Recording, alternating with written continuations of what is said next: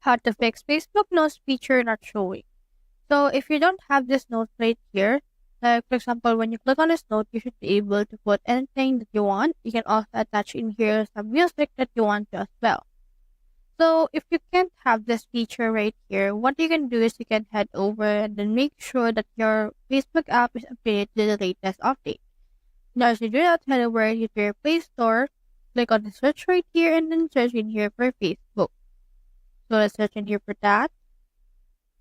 And then from in there, make sure that if you can see in here an update button, head over and click on that. Alternatively, you can also go right here to your Google Chrome and then search in here is Facebook down. Let's search something like that.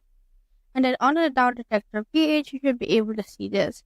So if you see that there's a spike right here on a certain time, that means that Facebook is down at a particular moment. If it isn't, then maybe it means that your Facebook app is not updated.